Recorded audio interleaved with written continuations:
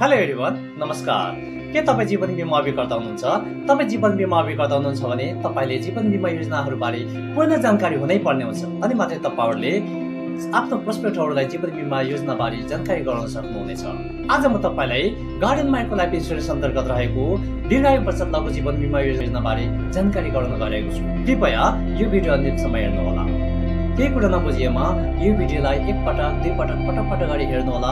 त्यसपछि पनि नबुझिएमा कमेन्टमा आफ्नो जिज्ञासा लेख्नुहोला वा तल रहेको नम्बरमा मलाई व्हाट्सएप गर्नुहोला। म तपाईँको जिज्ञासा समाधान गर्न प्रयास गर्नेछु।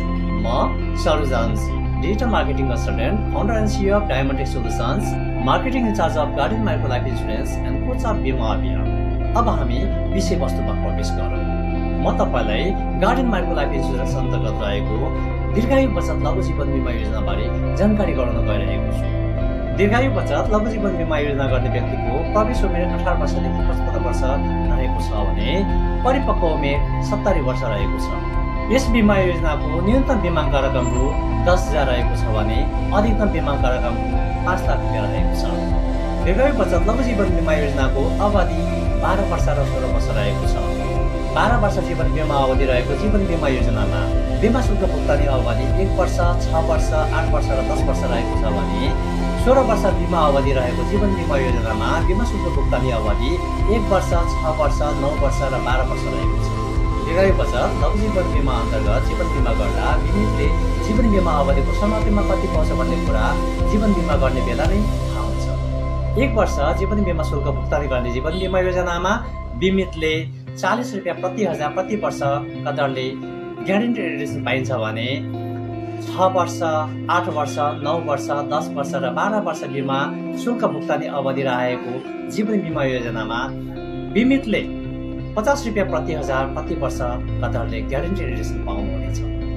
त्यसै गरी 12 वर्ष जीवन बिमा अवधि रहेको जीवन बिमा योजनामा बिमा सहमति अवधिमा बिमितले बिमाको रकमको 110% र ग्यारेन्टी रिडक्सन पाउनुहुनेछ भने 16 वर्ष बिमा अवधि रहेको जीवन बिमा योजनामा बिमाको 120% र ग्यारेन्टी रिडक्सन पाउनुहुनेछ। जीवन बिमा अवधि समाप्त हुनु अगावै बिमितको असामयिक निधन भएमा बिमितको घर परिवारले वा कानुनी हकवालाले बिमाका रकम र बिमा शुल्क भुक्तानी अवधिसम्मको ग्यारेन्टी रिडक्सन पाउनुहुनेछ। जीवन बिमा गर्ने बेला बिमितले अतिरिक्त सुविधाहरू लिएर जीवन बिमा गर्न सक्नुहुनेछ। अतिरिक्त सुविधाहरू जस्तै एडिबी, एबिआर, टिपिडी, पिडब्ल्युबी लिन सक्नुहुनेछ। एक्सिडेन्टल डेथ बेनिफिट एडिबी भन्नाले जीवन बिमा अवधिभित्र बिमितको मृत्यु दुर्घटनाका कारण भएमा बिमितका आश्रित परिवारले वा कानुनी हकवालाले एडिबी बापतको रकम, बिमाका रकम र आर्जित ग्यारेन्टी रिडक्सन पाउनुहुनेछ। एक्सिडेन्टल बेनिफिट राइडर दुर्घटना उपचार सुविधा एबिआर भन्नाले दुर्घटनाका कारण बिमित हस्पिटल गएको अवस्थामा एबिआरको 10% रकम उपचार बापत पाउनुहुनेछ। बिमितको मृत्यु दुर्घटनाका कारण भएमा एबिआर बापतको रकम, बिमाका रकम र भुक्तानी अवधिसम्मको आर्जित ग्यारेन्टी रिडक्सन पाउनुहुनेछ।